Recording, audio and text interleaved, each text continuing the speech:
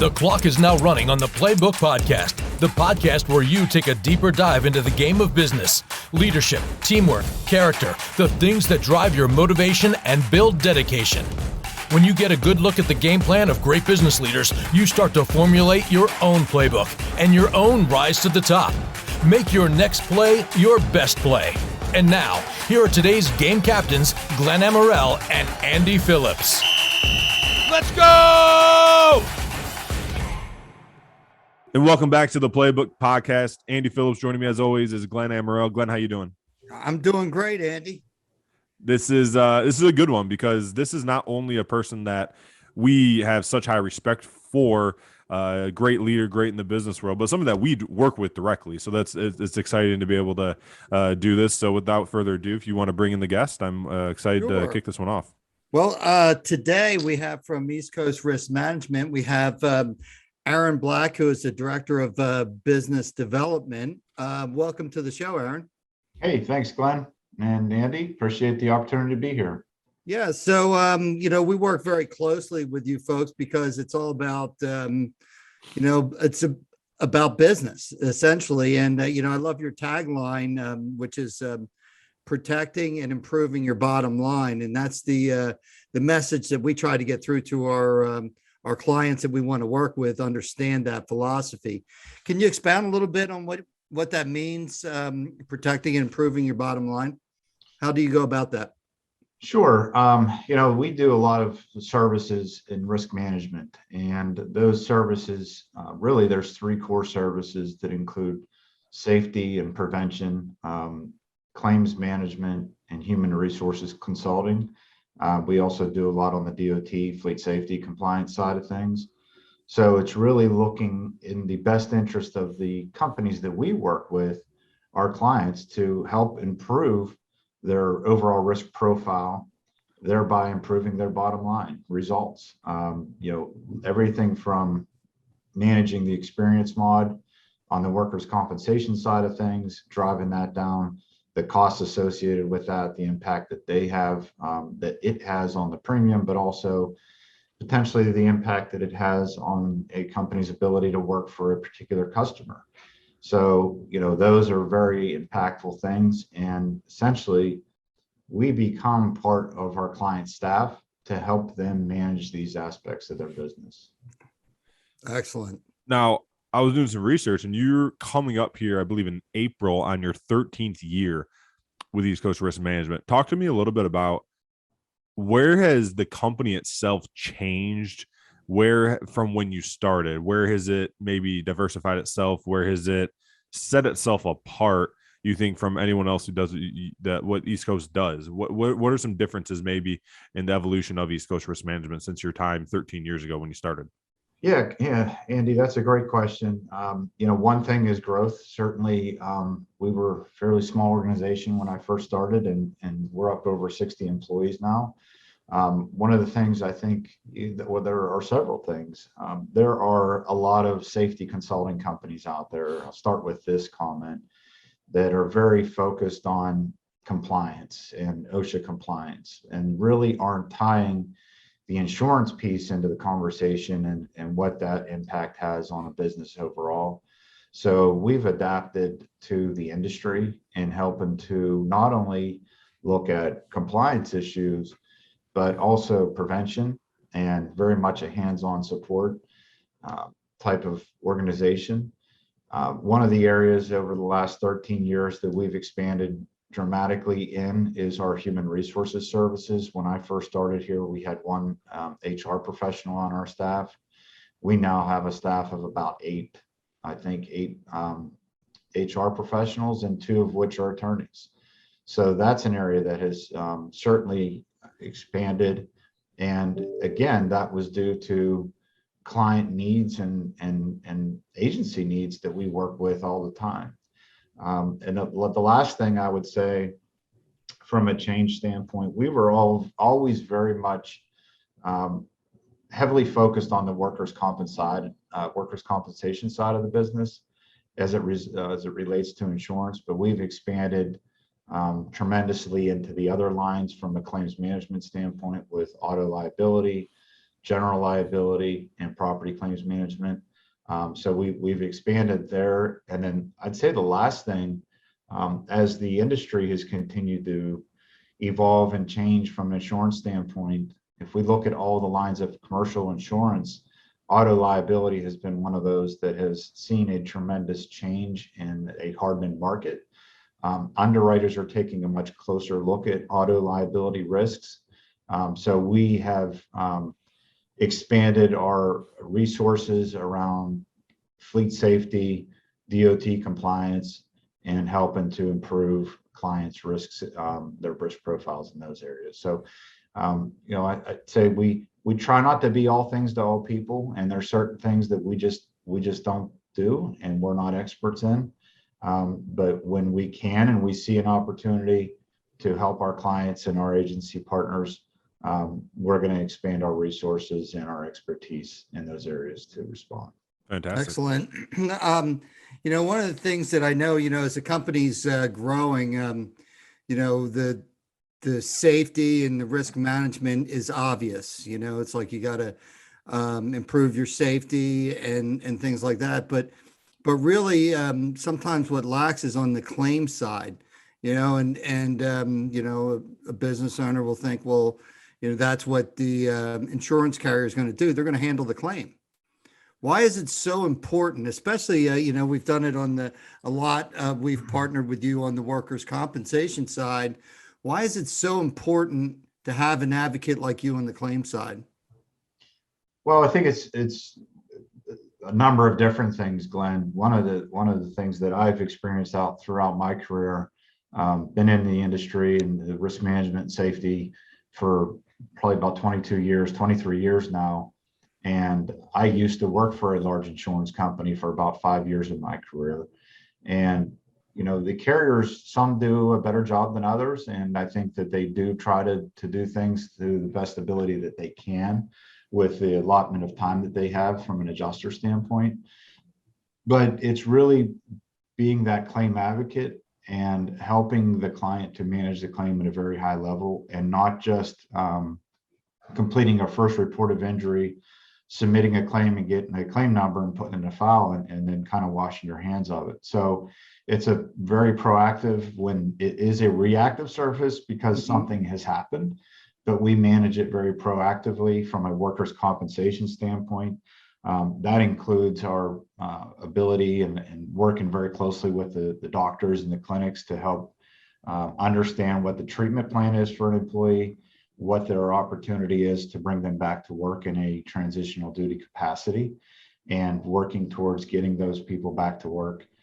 The other thing that we often run into and that we do a lot in, and again, if somebody's not really paying close attention to it, a claim may get settled and paid out and that's it. But if a third party is involved, we're going to chase down and look at those opportunities for subrogation to recover money. And a prime example of that is the auto liability and workers' comp, and how they kind of are two things that happen simultaneously. If an employee is injured in an auto accident while they're in the course of scope of employment, as you guys know, that injury, the primary coverage for that is workers' compensation. So, workers' compensation pays the medical expenses, and they pay the indemnity, which is the wage portion of the claim. And that third party may have been at fault. If we don't subrogate that loss back to that third party and recover the money, it's going to have a negative impact on our experience. It's going to drive our costs up. And we have actually gone back and had made recoveries and are able to go back to the rating bureaus to get the mod recalculated for the 3 years that claim was on there. So, that's a long answer, but it's really a hands-on approach. Right. And one of the things that it's really a win for everybody, because, the claims adjusters for the insurance carriers have so many open claims. You're helping them save money, close claims quicker and more efficiently. You're saving the customer money. So it's really an amazing service, because you do want to be proactive, but when the claim comes down the pike, you need to react to it properly and efficiently. And that's, I think, where you really make a huge difference on the bottom line. It's a great Absolutely. answer. I agree. Thank you, Glenn. The other part of that, one other thing I didn't mention, it ties in with what we do when we're working with a client and we're doing safety and claims management, is really honing in on accident investigations and right. looking at what happened, why did it happen, and what we can do to prevent it from happening again.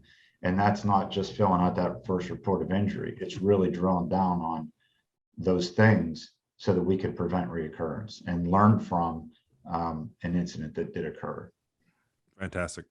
So I got to ask, COVID-19, I imagine your HR hotline, your couple attorneys, you in general, just from maybe a work comp questions, I can imagine that your phones didn't stop ringing during that time, and maybe still are, based on, hey, is there coverage for, COVID-19 in certain areas? Should we go about filing a claim and see, just to make sure it's filed on time? How did that all go down? Because I imagine in your business, you guys are always looking a step ahead, always ready for, you're looking for any risk possible, but kind of like all of us, I'm imagining that COVID-19 maybe slipped through the cracks in terms of being ready for it on your side. How did you guys really go about that? And either from the HR standpoint, from the claim standpoint, or all the above? Yeah, it's been a very dynamic situation that everybody has dealt with, right? And it's one of those things too, where it changes by the minute, it changes by the day.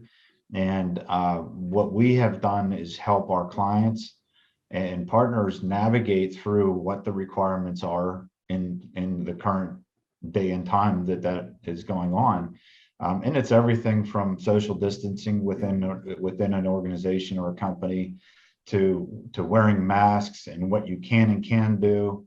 What about testing requirements and how that's handled?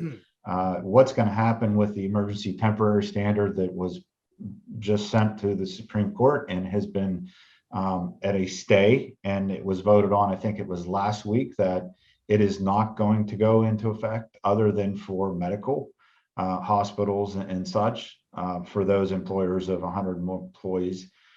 So it's navigating all those things from a claim standpoint. One of the things that we have done and working with our clients is, if an incident of a positive test can be, through contact tracing, determined that it possibly did occur well in the course of employment, to go ahead and report a claim, put the carrier on notice. And I've seen very little of any kind of cost associated with it or impact, but it's protecting yourself from that standpoint. The other part of it is what the rating bureau's done, has the workers' compensation rating bureaus, and I'm using that as a plural. Beyond Pennsylvania, you have the NCCI for its classification ratings. They have, throughout the entire country, any claims resulting from COVID are excluded in the calculation of the experience mod. So we have actually done work on that to consult with our clients in that regard.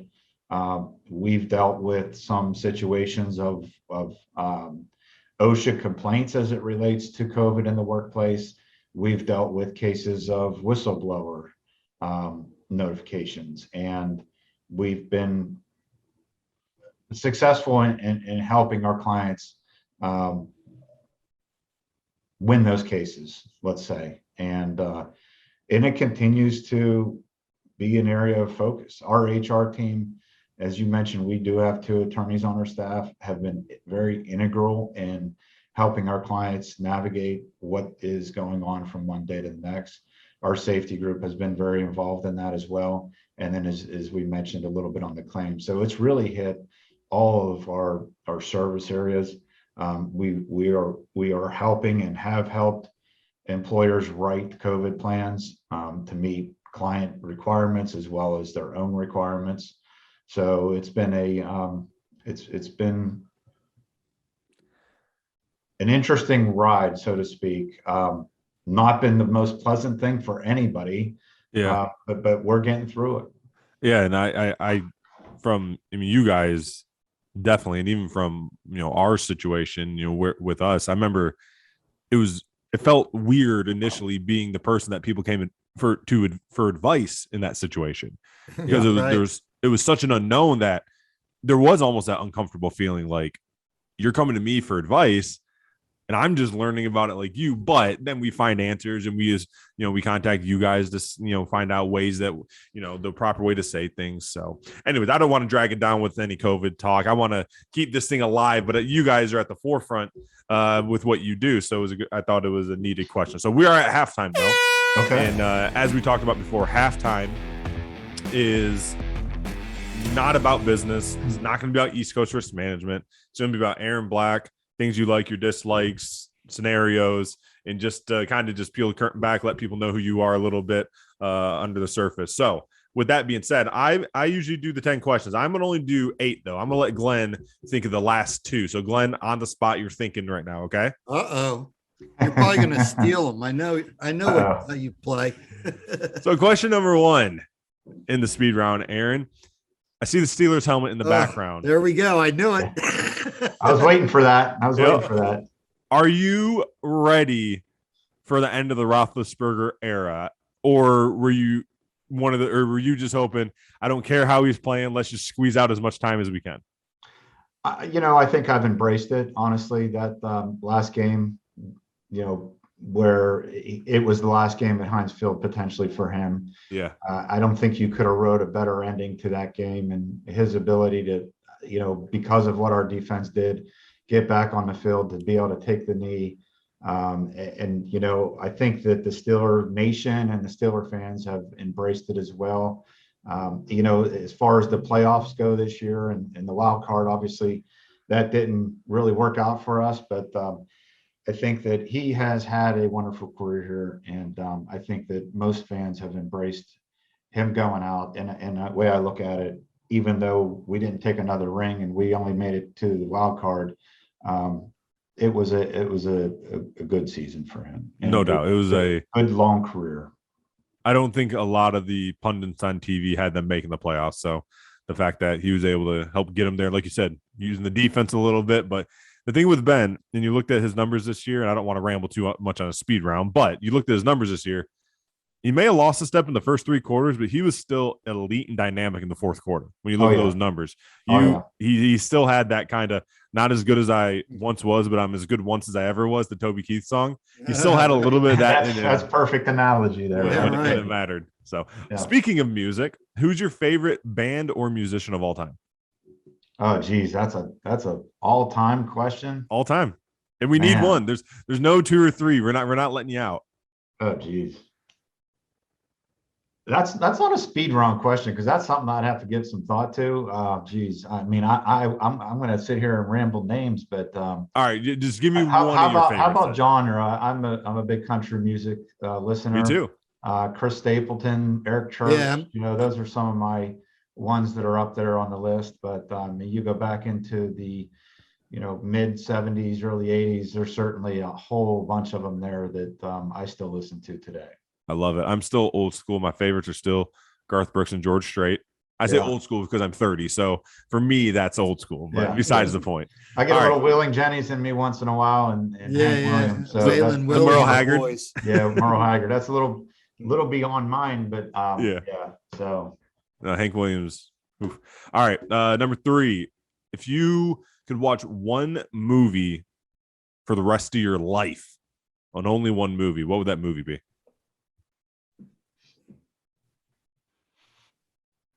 I was a really big fan of Armageddon.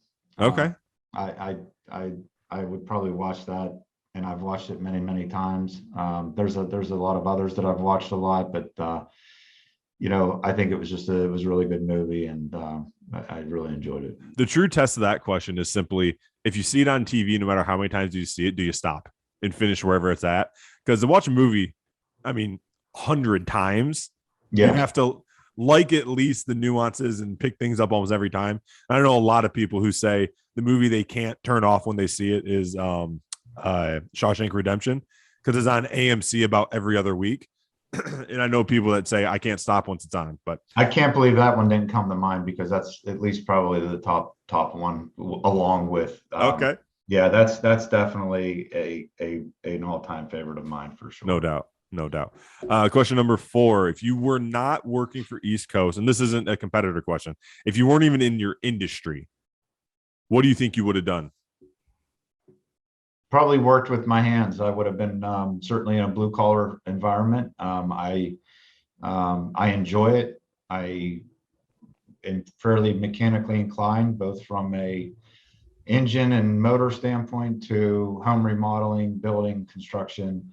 And I spent the early part of my career in the commercial construction industry, but I also spent some time working for my cousin, who did home remodeling and everything from additions to building decks and anything in between, siding, roofing, etc. So, and I think there's a lot of really good opportunities out there for the young generation to take that role and work in a craft.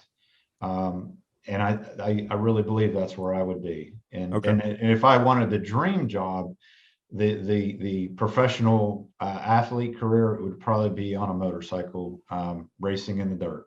Okay. All right. That's interesting. So question number 5 now. Do you still ride? If so, what is your favorite scenery to ride? I do still still dirt ride. Track guy? Pardon me? Just like a dirt track, or do you like going kind of off road? More off-road.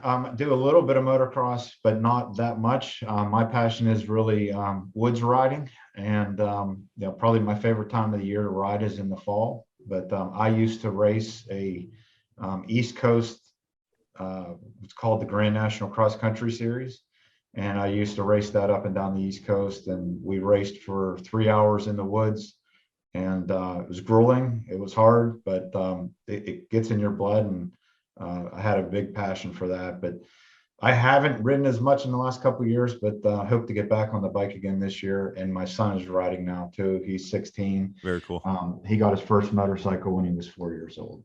Very cool. Very cool. All right. Question number 6. I like asking this one. You're in Pittsburgh, so you're in the Pittsburgh area, I should say. You might come across this. If you looked out your window, drinking your coffee in the morning, you looked out your window, and 10 feet from it was a bear, what would your first step be? Because I think you do all 3, but what would your first step be? Would you try and get its attention, like knock and wave? Would you take a picture of it, or would you just simply go hide? Oh, there's no doubt I'd take a picture of it and video it. That was exactly what I would have said initially to the response to that question without the choices. I would not run and hide, and then I would be texting a whole bunch of my friends. Okay. I like it. What about next question? What was your very first car that you owned? Your name, not one that you borrowed. Name on the title, year, make, model, color. 1973 Volkswagen Super Beetle that I purchased through repairing my neighbor's Scout. And that repair that we did, my brother and I, got me the Volkswagen Bug, and then we restored it and rebuilt it. Put a Baja kit on it. I don't know if the listeners know what Baja is, but I don't. Kind of make it look like a dune buggy, but it's still street legal, and the motor is exposed in the back. And my wife and I have been married here coming up on 22 years in November. We drove that car in our wedding, and I forgot the color was yellow. That's fantastic. So there's a lot of memories of that car then, between fixing it. That's awesome. Yeah. My last question here now is, if somebody was going to play you in a short series or a movie, who would you want to play you? It's a good question. I know. It is. To pass time, I'll let you think. Glenn, do you have anyone for yourself? For me, I'd say Kevin I'll James. answer it because I'm a huge Yellowstone fan. For those listeners out there, I'm going to have to say Kevin Costner. Oh, he's the best. I can see that. I think he could pull off Aaron Black. All right. I like that. Oh, Yellowstone's the best. It is. Yeah. Andy loves his Yellowstone. I will say on a side note, I was a little disappointed in season 4. Yeah. Personally, I thought it dragged a little, but it always finishes well. So I was fine with that. It finished solid, but there were a couple episodes where I'd sit there and I would say, boy, this is a boring episode. There's nothing happening. Because because there's so much expectation because of how great of a job they've done with that series. Exactly. And that's what I keep telling myself. And I'll be ready for season 5 when it comes. But Glenn, off to your 2 questions. All right. If you were to pick one place in the world, and it could be even in the United States, that you would definitely want to go before your end of days, where would that be? Alaska. What would you want to do? Nice. Would you want to do like a fishing trip or anything like that, or just want to see the land? I would want to possibly do a little bit of hunting, and I would want to just spend several weeks there because I understand good luck trying to see anything in a week because it's so unbelievable. Right. So I would want to spend a few weeks out there. I've never been, on a cruise.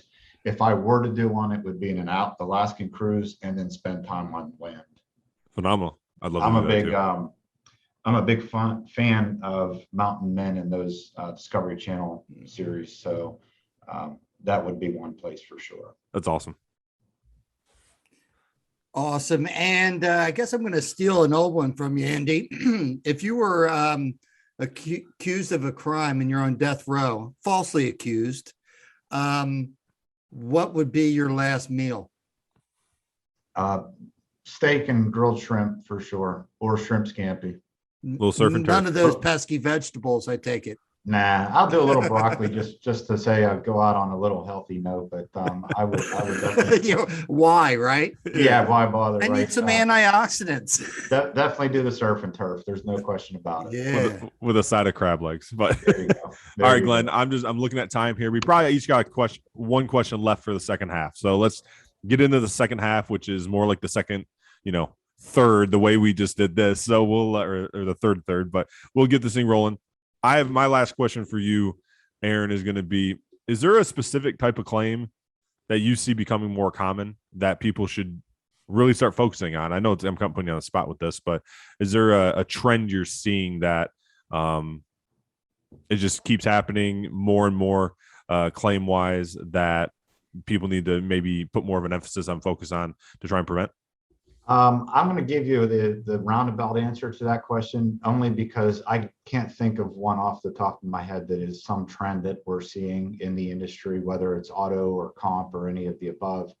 I think the biggest thing that every employer should be concerned with with regards to a claim is to really understand what happened and do a thorough investigation. It can only help you and protect you. Certainly the auto, during COVID and that time, there were less vehicles on the road, but the severity of claims went up because, there's less cars and then people were going faster. And as a result, created more severe claims. That makes sense. But honestly, there isn't one particular thing. And I just kind of leave it on a consulting note that you need to really pay attention when something does occur and really manage it at a very hands-on level so that you can get the best results. Work with your carriers, work with the insurance adjusters, and keep in contact with your employees if they're out of work. That's probably one of the big things that we see and hear sometimes when a claimant it's not going well and there's lack of communication, and then somebody decides they want to get an attorney. A lot of that's just because the employee's sitting at home wondering, I don't even know what's going on here. Right. So communication is key. And I'm sorry I wasn't able to just pinpoint one thing there, Andy, but I gave you a broad answer to that question. No, and you gave enough detail. No, I didn't. I put you on the spot there, so I wasn't expecting necessarily one, but that was a great answer. All right, Aaron, it seems like a lot of your focus is on auto. So I'm going to let you expand a little bit about that. What are you doing on the risk side to hold down premiums? I know you work with a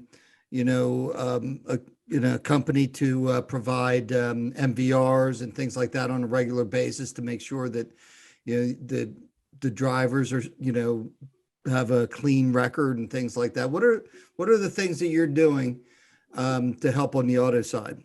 That's a great question, Glenn, and it is an area that we've had a very tremendous amount of focus on and have a very high demand for help and need in that area. It's everything that you just mentioned with regard to MVRs. A lot of times I'll talk to a business owner or an employer and ask if they pull MVRs, and I get usually one of two answers. And what I mean by pulling MVRs, we're talking about motor vehicle records. It's a history of your individual driving record. Yeah, sometimes we gotta Yeah. say what we're talking about, right? Yeah, I just wanted to give just a quick education on that acronym.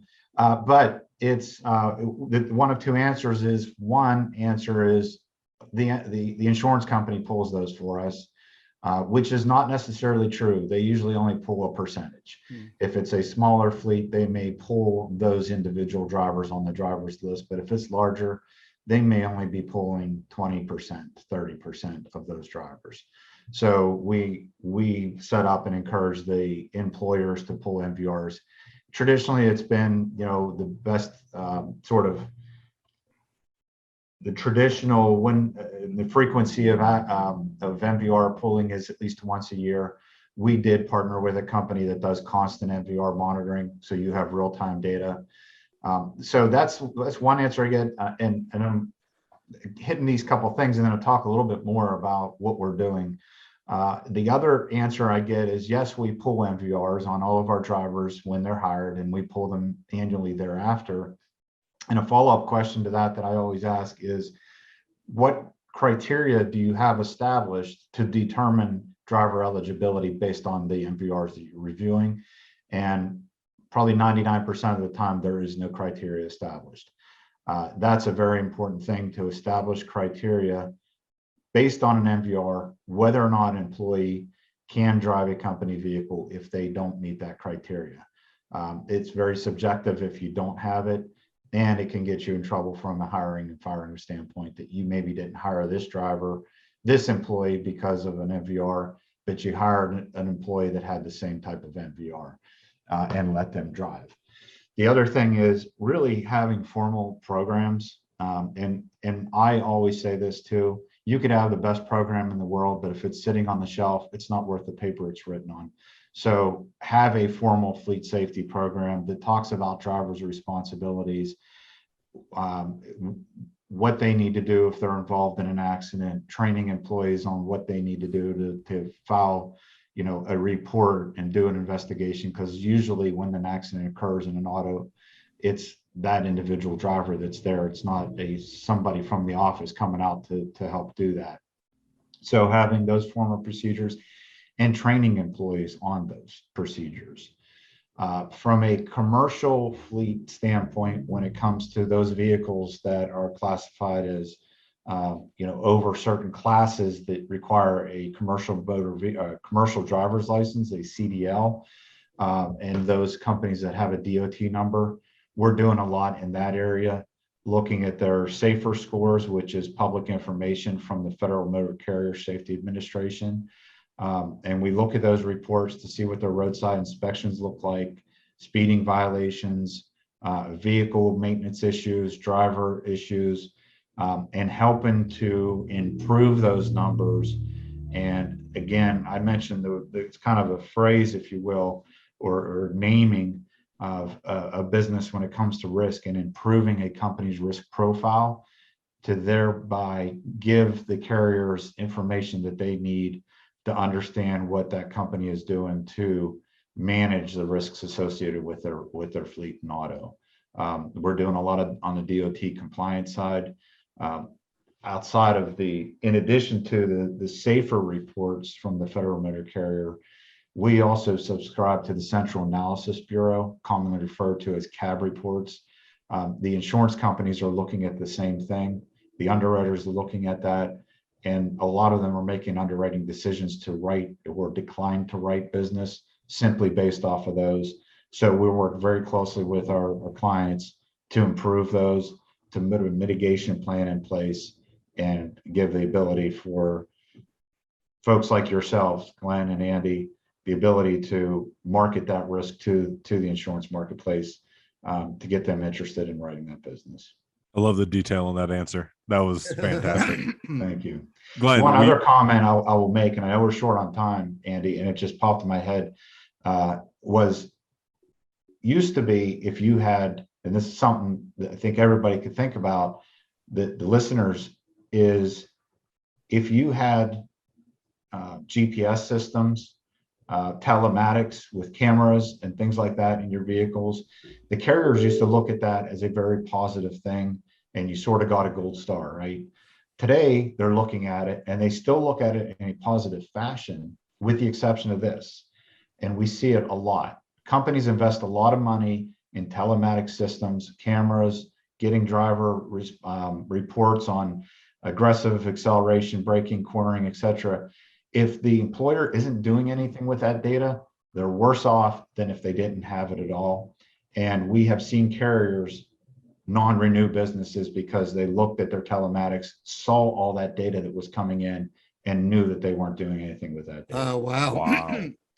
Yes. So that's a big thing that is really changed, again, from an underwriting perspective on auto liability. Because like I said, I use that gold star, but they need to use it, because if they're not, any lawyer could win a case with that data to support why, maybe that employer was at fault in an accident. Right. Exactly. Right. I never even thought of that.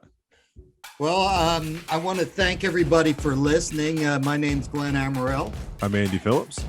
Until next time, what's in your playbook? I'd like to thank Aaron Black from East Coast Risk Management for joining us today. Thank you very much, Aaron. Appreciate it, Aaron. Thank you, Glenn. Thank you, Andy. Had a lot of fun here, and look forward to listening to more and maybe participating again.